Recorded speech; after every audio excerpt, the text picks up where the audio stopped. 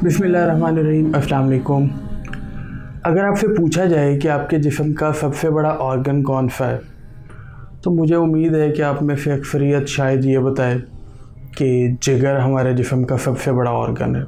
दुरुस्त नहीं बताया आपने, क्योंकि हमारे जिस्म का सबसे बड़ा ऑर्गन हमारी जिल्द है, यानी कि हमारी खाल, स्किन। ये सारी स्किन हमारे अज़ा को ढांपने के लिए अल्लाह ताला ने हमारे जिस्म पर ये सूट चढ़ाया हुआ है। आपको पता है कि आमतौर पर नॉर्मल कदो कामत के इंसान की जिल्द का क्या वज़न होता है? तकरीबन 7 से 10 पौंड तक वज़न होता है। शायद आपको ये भी मालूम हो कि जिल्द के काम क्या क्या हैं, तो आपको इसकी अहमियत भी मालूम होगी।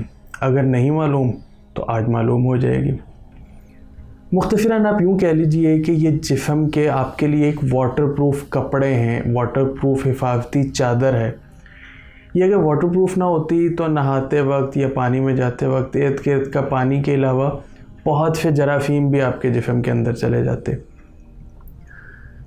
दर्जा हरारत यानी कि टेम्परेचर को भी नॉर्मल रखती है और जरासीम को बाहर रोक लेती है, इन्फेक्शंस को बाहर रोक लेती है। आपके जिस्म में जो ज़ायद माए और मादनी नमकियात होते हैं उनको ख़ारिज कर देती है। अल्लाह ताला ने जिल्द में लम्स की यानी कि छूने के ज़रिए से एहसास की सलाहियत भी रखी हुई है, क्योंकि फ़ौरी तौर पे आपके जिस्म पे कहीं भी कोई चीज़ टच होती है तो दिमाग को पैगाम पहुंच जाता है। सिर्फ यही नहीं बल्कि सूरज से आने वाली अल्ट्रा वायलेट जो रेज़ होती हैं, जिन्हें मावराए बनफशी शुआएं भी कहा जाता है, इनको जिल्द जज़्ब करके विटामिन डी भी बनाती है। जिस्म में विटामिन डी ना हो तो आपका जिस्म कैल्शियम जज़्ब नहीं कर सकता। कैल्शियम ना जज़्ब हो तो आपकी हड्डियाँ नहीं बनेंगी और साथ आपके जो ऑर्गन सुकड़ते और फैलते हैं वो अपना काम नहीं कर सकेंगे।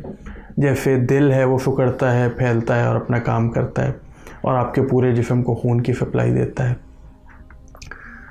जिल्द की 2 लेयर्स या 2 परतें होती हैं। बैरूनी परत को एपिडर्मिस कहा जाता है और जो अंदरूनी परत है उसको डर्मिस कहा जाता है। अंदरूनी परत में खून की नसें, आसाब, चर्बी, पसीने के गदूद, ये सब कुछ अंदरूनी परत में होता है। और बैरूनी परत में छोटे छोटे मसाम होते हैं जिनसे पसीना भी निकलता है, चिकनाई भी निकलती है। और इसके अलावा आपके जो हिस्सी खुलिये होते हैं, जो हिस्स आपके महसूस करते हैं, वो भी इसी में पाए जाते हैं। और आपको शायद मालूम ना हो कि आपके बाल और नाखून भी जिल्द का ही हिस्सा होते हैं। अल्लाह ताला ने जिल्द का अजीब निज़ाम रखा है। सुना होगा आपने कि सांप हर साल अपनी केंचली बदल लेता है और भी केकड़े भी अपनी केंचली बदल लेते हैं। बहुत सारे जानदार ऐसे हैं जो बदलते हैं। उनकी पतली खाल ऊपर की झड़ जाती है। क्या आपको मालूम है कि आप भी अपनी खाल यानी कि अपने जिस्म की जो केंचली है उसको बदलते रहते हैं, लेकिन आपको मालूम नहीं होता। लाखों के हिसाब से रोज़ाना नए खुलिये बनते हैं और उसी हिसाब से पुराने खुलिये मरते रहते हैं। तो जो पुराने हैं वो आहिस्ता आहिस्ता आपके जिस्म से खुद ही कभी नहाते हुए, तौलिया रगड़ते हुए तकरीबन सारे ही जो है वो उतरते जाते हैं। और अगर ये प्रोसेस जल्दी हो जाए तो उससे क्या बीमारी होती है मैं आपको आखिर में बताऊंगा। तकरीबन महीने में समझिए कि आपके पुराने सेल्स जो हैं वो टूट जाते हैं। अल्लाह ताला ने कुरान मजीद में कहा, लक़द ख़लक़नल इंसान फ़ी अहसनि तक़वीम। बहुत सारी बातें ऐसी हैं, आपको अपने बारे में आपको जब आप जानेंगे तो आपको हैरानी होगी कि भाई हमारे जिस्म में कितने अजायबात हैं। जिल्द के अंदर एक मादा होता है जो जिल्द को आपका रंग देता है, जो आपका कलर है उसको, उस मादे को मेलानिन कहते हैं। आप धूप में जाएं तो आपका रंग गहरा हो जाता है, धूप कम हो तो ये नॉर्मल उस पर आ जाता है। आप गर्म दिन में वर्जिश करते हैं, गर्मी में ज़्यादा काम करते हैं तो चेहरा बदन पूरा सुर्ख हो जाता है। आपकी ज़ायद अंदरूनी हरारत को बैरूनी परत पर लाकर जिल्द खारिज कर रही होती है। गुस्से की हालत में भी आपका चेहरा सुर्ख हो जाता है। खून के खुलियात यूँ समझिए कि खुल जाते हैं। जब दर्जा हरारत को मुनासिब रखा हो तो फिर जिल्द को जो है वो वैसी कंडीशन में आ जाती है। खुशगवार मौसम में भी आपको पसीना आता है, लेकिन आपको एहसास नहीं होता। पसीना फिर भी कुछ ना कुछ खारिज हो रहा होता है। आप गर्मियों में कोई भारी काम करें, जैसे फ़ुटबॉल खेलें, तो काफ़ी देर खेलें तो बाज़ औक़ात 5-6 लीटर तक भी आपको पसीना आ जाता है।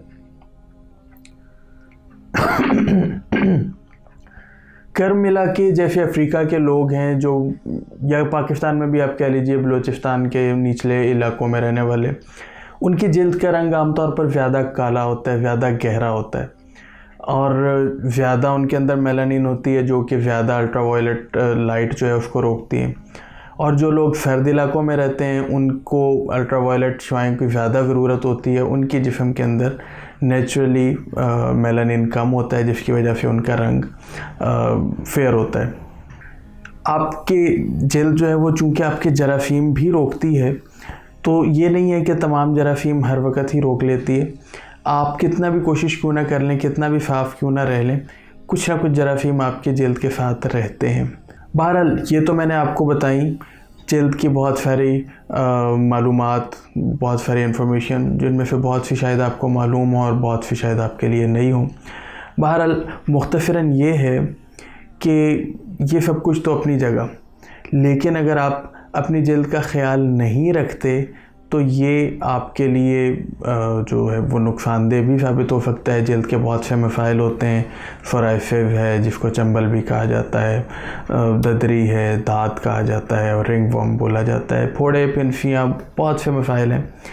तो ये सारी चीज़ें इस वजह से होती हैं कि जब आप अपनी जल्द का ख्याल नहीं रखते, तो कोशिश कीजिए कि अपनी जल्द का ख्याल रखिए। जल्द का ख्याल रखने के लिए क्या है कि आपको कोशिश करनी चाहिए कि रोज़ जो है वो नहाइए, गुस्ल कीजिए, बाथ लीजिए, शावर लीजिए और उसके बाद तौलिए से भी अपने जिस्म को रगड़ कर साफ़ कीजिए। तौलिया, आपके कपड़े, आपका बिस्तर, इन तमाम चीज़ों को भी वक्तन फ़वक्तन धूप भी लगवाइए और इन तमाम चीज़ों को जो है वो साफ़ रखने की कोशिश कीजिए।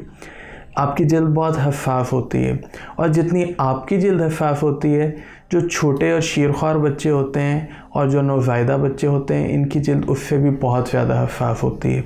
तो कोशिश कीजिए छोटे बच्चों को ऊनी कपड़े डायरेक्ट कभी भी ना पहनाइए। इसके अलावा आप ख़ुद भी जो है वो कोशिश कीजिए कि नीचे जो है वो सूती बुनियान पहनिए, उसके ऊपर जो है वो दूसरे कपड़े पहनिए। इसके अलावा नहाने का, जैसे कि मैंने आपको बताया कि कोशिश कीजिए रोज़ नहाने की आदत डालिए। अगर मुमकिन हो तो चर्बीली चीज़ें यानी कि चिकनाइयाँ कम इस्तेमाल करें ताकि आपके जल्द के नीचे चिकनाई ज़्यादा जमा ना हो। और तेज़ मिर्च मसाले भी कम इस्तेमाल कीजिए, ये भी खून के अंदर गर्मी को बढ़ा देते हैं जिससे जिस्म के, आपके जल्द के मसाइल पैदा होना शुरू हो जाते हैं। ये थी चंद मालूमात जो जल्द से मुतालिक मैंने आज आपको दी। कैसी लगी आपको? आपका फ़ीडबैक हमें बताएगा और कमेंट सेक्शन में ज़रूर बताइएगा कि आपको इन मालूमात से क्या क्या फ़ायदे हासिल हो रहे हैं। और हाँ, जाते जाते मैं ये भी बताता चलूँ कि ताज़ा फल, जो मौसमी फल होते हैं, वो भी आपकी जल्द के लिए बहुत अच्छे होते हैं।